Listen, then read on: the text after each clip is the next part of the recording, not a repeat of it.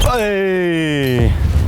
That's the second serve I use when it's out. It's the serve that allowed Tien to beat Medvedev in the last Australian Open, and it's the serve that led to one of the highest second serve win percentages in history. We're breaking down the slice second serve. Let's go. Simply put, the slice second serve is a mixture between your typical slice and kick serve. It's slower than a normal slice serve, but with more spin, which allows you to hit the ball with a higher trajectory while still dipping the ball down into the court faster for safety. But it's also hit with a little more speed than your regular kick serve, with more side spin as opposed to top spin. And its effectiveness relies neither on the pure speed and accuracy of a slice serve, nor does it rely on the bounce height or change of direction that you see on elite kick serves. This serve is hard to return because of the crazy trajectory that it has through the air, and when mixed in effectively with your regular kick serve, it can really throw opponents off because you have that element of surprise, often rushing or jamming the opponent. On the slice serve, your ideal contact will be above or slightly to the right of your hitting shoulder.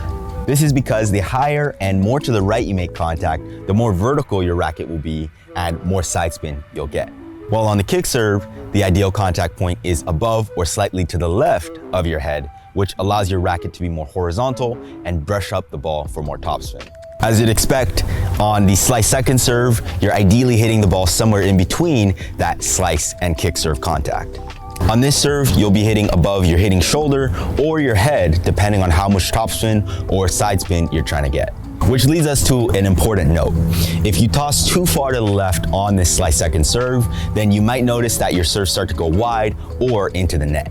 And this is perhaps why players like Federer and Djokovic, who like to disguise and mix up their serves a lot, will make contact more over their head. While players like Thiem or Alcaraz, who like to maximize the amount of kick they get, will make contact more to the left of their head.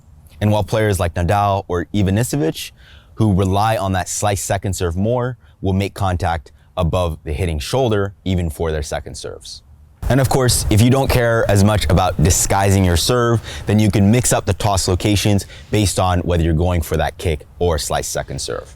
And one final note for your contact point, just like on your kick serve, you'll want to toss the ball slightly closer to the baseline, which will slow down your serve speed a little bit, but raise the initial trajectory of the ball for more safety. Element number 2 is your body position. And just like on your kick serve, it's really important that you avoid opening your body up too much or falling to the left. And if you find that your slice second serves are going wide, they're too flat, or they're going into the net, then this is likely the problem. And here are a few tips to fix this. First, when hitting your slice second serve, focus on driving your hip and chest up and to your right. And as you push your back leg through the ground and that force causes your spine to move into extension and your body is oriented upward, the goal with the body position here is to try to sustain that position for as long as possible as you move through that upward swing. And the off arm and head position are the critical secret ingredients to making this happen. So as you toss the ball, really focus on extending your off arm up until it's fully vertical to the court.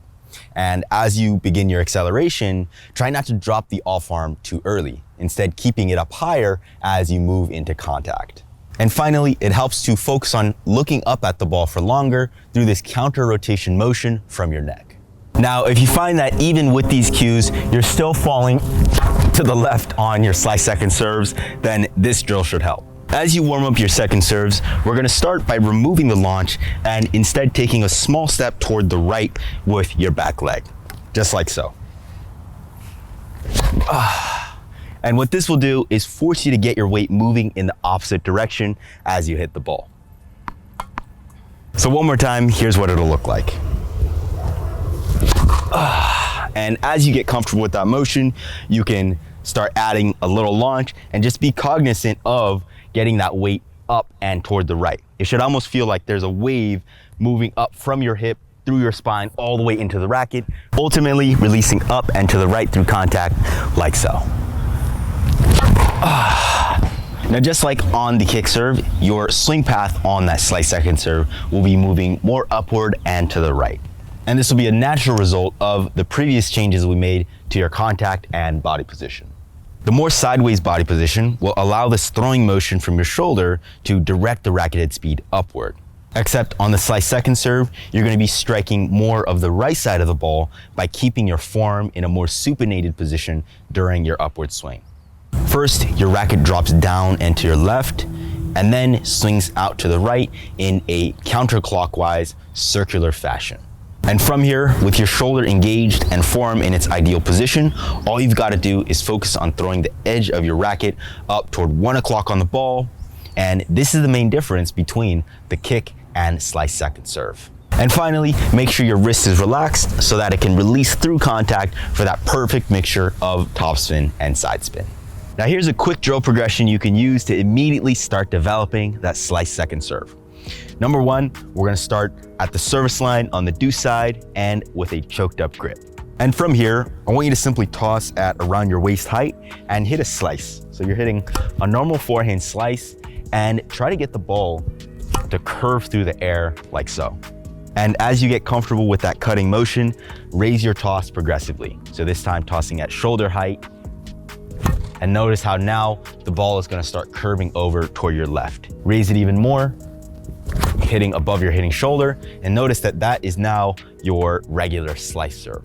Now step two, once you're getting comfortable slicing the ball, you're gonna lower your toss and shift it over to the left so that you're hitting the ball over your head. And this time, you're gonna be going for that kick serve. So here, and kicking the ball up like so. So remember, you're gonna look straight up, you're gonna try to make contact right above your head, focus on driving your hip and chest upward, and then throw the racket edge from the shoulder. Just like so. And once you see that you're starting to get some good topspin and kick, we can move on to step number three. So for step three, we're gonna keep all the fundamentals the same. You're gonna look straight above you, hitting the ball roughly above your head or hitting shoulder. Drive your body upward and then really focus on throwing the edge of the racket, except this time, you're going to try to throw the edge of the racket toward 1 o'clock on the ball or more to the right side so that you get that slice serve effect. So keeping all the fundamentals the same, you're going to remember, look up and hit up. You're gonna focus on driving your hip and chest up, and finally throw your racket edge up from your shoulder. Except this time, we're going for the slice second serve. And then aim toward the left side of the ball at 1 o'clock, just like so.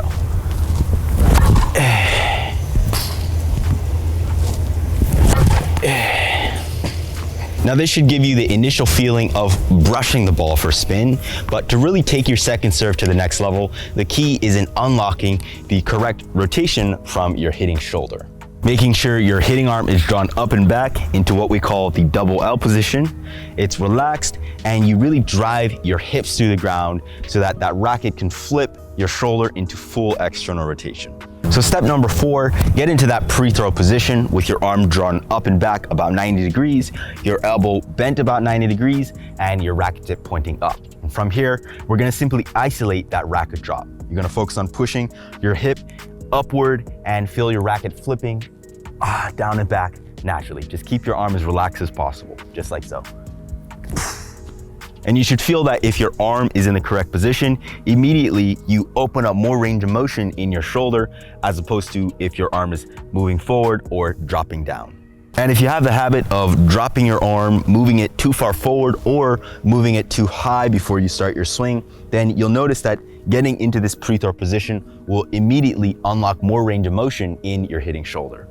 And once your shoulder is feeling loose and loaded, you can hold down on the grip and execute step number 5. Do your full second service motion, just like so. And each time you hit a good serve, take a step back until you're at the baseline.